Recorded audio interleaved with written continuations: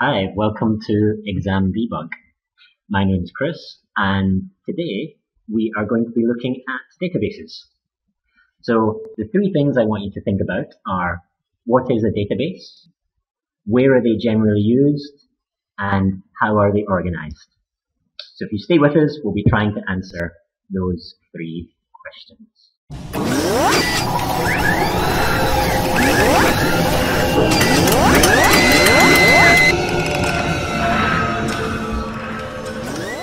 Hi, welcome back. So today we're going to be looking at databases, especially the theory in terms of IGCSE, ICT. Although if you're doing another course, you should be able to learn a few things from this as well, because it's pretty general. So what is a database? A database is a way for us to save and store information or data. For example, maybe the best way to look at it would be in the real world. Let's imagine I have a car company. So in my car company, I have lots of data and information that I have to keep in order for my business to run really well. So I might need to have information on the cars that I'm selling, things like their price, their make, their model. I would also need to have maybe information on my customers. So back in the old days, people would write this down on paper and they would store it in a filing cabinet of sorts. Nowadays, though, we want to do all this in a computerized way. So really a database is a computerized filing cabinet. It's a way for us to organize all our information about our cars or other things and keep it on our computer. And it's also a way for us to search through that information easily and put it together.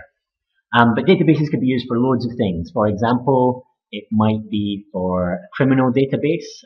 If anyone's ever watched NCIS or something like this, you'll see them searching in the database and pulling up the results on the different criminals that are around the world. Or there could be lots of other things. Maybe things you've seen in your daily life. For example, when you go to a website, you'll often be asked to log in with your username and password. Now, most of the time, what this is doing is you're putting in your name and your password. It's taking you into the database and checking if you are there. Other things that might use databases are things like when you're asked to register your details. Often this will be saving it in a database so that people can find out more about you later on, or they can call back this information later when you ask something. On the other side, you might be looking at a database when you are checking for flights, for example.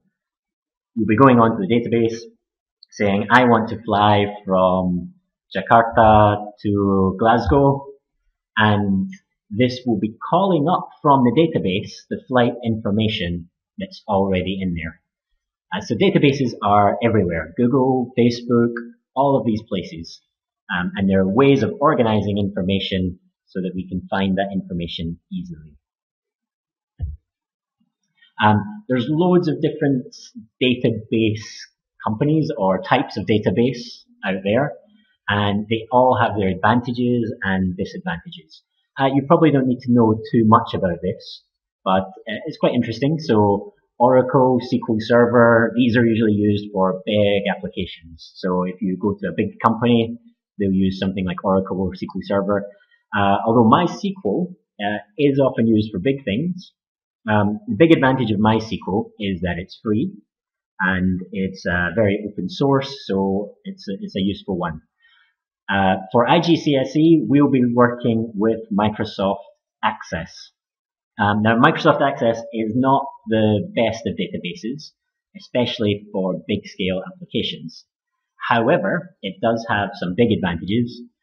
Number one, for us or for us who are learning, is that it has a nicer user interface and it's a good database for learning about databases on. Although, as long as you understand that you will have to move on to maybe some of the more complex databases later. Yeah, the other advantage of Microsoft Access is that most of us have it on our computers already. So most people have Microsoft Office, and Access will come as part of Office. So it's a good one for us to use because it's a good lead-in and it's available to a lot of people. But you might be using another database if you're learning IGCSE. Anyone is okay. One big question that a lot of people often ask at this stage is, what's the difference between a database and a spreadsheet? So this is not an easy question to answer. One of the big problems here is there's a lot of crossover. There are some things that you can do in a spreadsheet that you can also do in a database, and vice versa.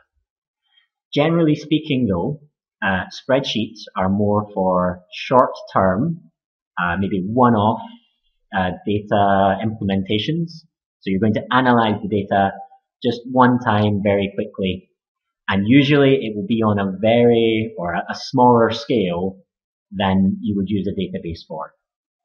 A database is more for long-term, if you're going to be doing repeated questioning, querying of the data, then you use a database.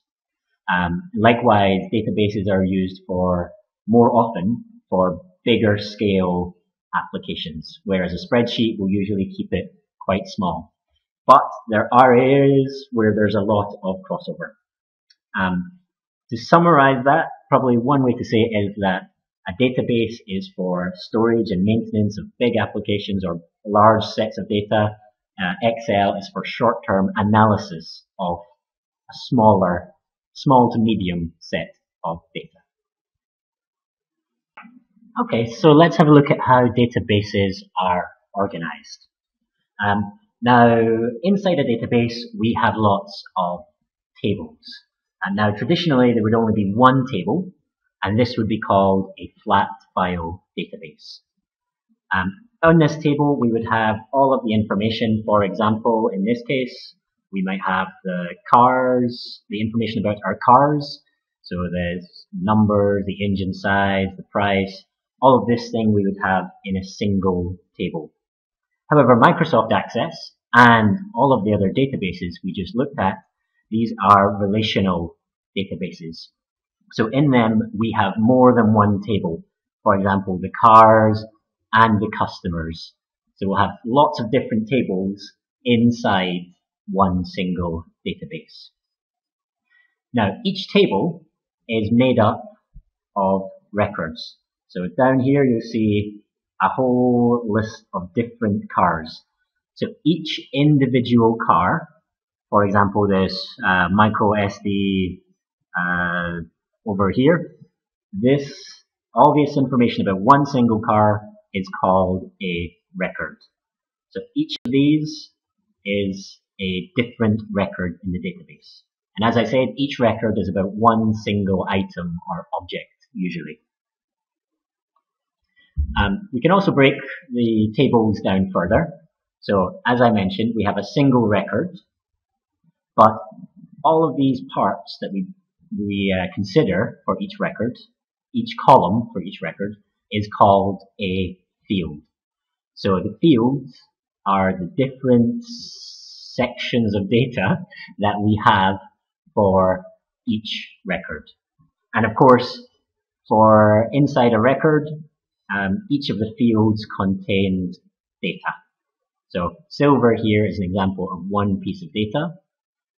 It's in the field color, and silver is part of this whole record here for this single car.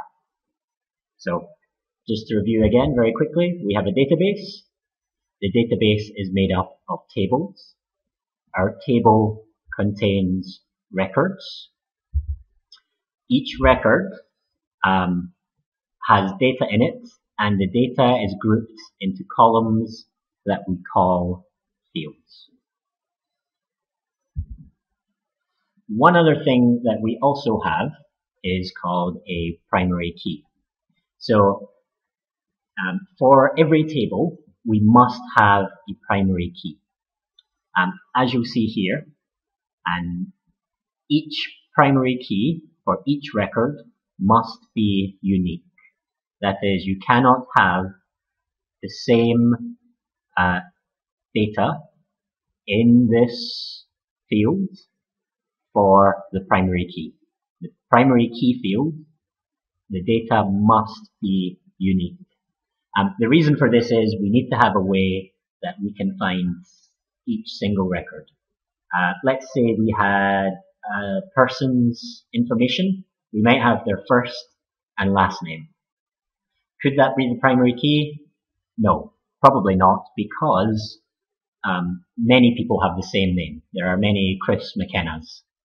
If I Google my name, you'll see there are lots of other people out there with the same name. John Smith is probably very unfortunate, and there's lots of people who have the same name. So we need to have something that is unique for each record, and that is called the primary key.